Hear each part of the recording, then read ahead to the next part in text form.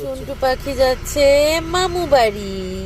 কি করতে করতে আমার ছেলেটার ঘুম পাচ্ছে এখন ভোরবেলায় 5টা বাজে। সারা রাত আমি আমার বর আমরা কেউ ঘুমাইনি। হ্যালো, নমস্কার, কেমন আছেন আপনারা সবাই? আমি মল্লিকা আর আমার ছেলে, আমার বর, আমরা সবাই মিলে যাচ্ছি আমার বাপের বাড়ি প্রায় 3 মাস পর। অ্যাকচুয়ালি যারা বাবার বাড়ির থেকে দূরে থাকে 3 মাসটাও 3 বছরের মতো মনে হয়। আর আমার সাথে যদি তোমরা সহমত হও তাহলে একটা কমেন্ট করে কিন্তু জানিও। তো আমরা শিয়ালদা প্ল্যাটফর্মে পৌঁছে গেলাম। এখান থেকে আমি ধরবো গোবরডাঙ্গা লোকাল। না, গোবরডাঙ্গা লোকাল হলে হবে, বনগা লোকাল হলে হবে।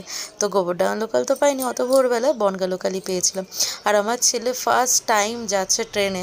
এর আগে আমরা সবসময় 4 হুইলারে করেই যাই, তো আজকে ভাবলাম যে ট্রেনে করে যাব। তো সকালবেলা এই জন্য ভোরবেলার ট্রেনটা নিয়েছিলাম।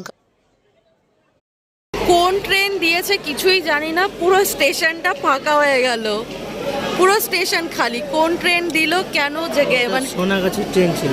এই ছি কি সব বাজে কথা। আমার বর বলছে ওটা সোনাগাছির ট্রেন ছিল নাকি।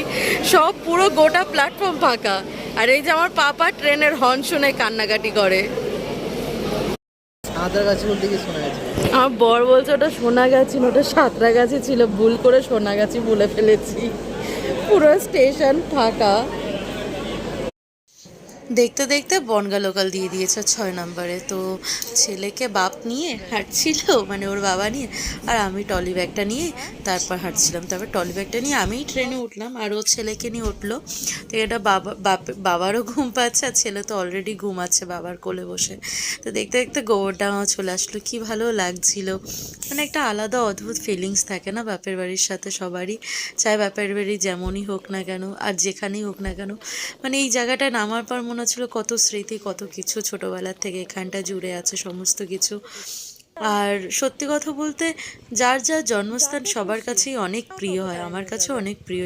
এই প্রত্যেকটা জায়গা, প্রতিটা কর্নার, প্রতিটা প্লেস মানে দেখি আর মনে হয় এখনও ভিডিওটা এডিট করছি আর আমার কত কিছু পুরনো স্মৃতি মনে পড়ে যাচ্ছে। তো এখানটাতে আমরা ভ্যানে উঠলাম। তো ওঠার পরে এই যে বাপের বাড়িতে চলে আসলাম। আর আমার বাপের বাড়ি একদম স্টেশনের কাছেই। তো আমার ছেলে এখানটা আমার মাকে দেখে হাসছিল। তো আমি এখানটা ক্যামেরাটা ঘোরাতেই আমার মা পালিয়ে গেল। যাই হোক, আলটিমেটলি বাপের বাড়িতে পৌঁছে গেলাম। এসেছিলাম দাদার মেয়ের জন্মদিনের জন্য, আর বাপের বাড়িতে আসার পর ভিডিও বানানোই ভুলে গেছে সত্যি কথা বলতে, এত আনন্দে ছিলাম।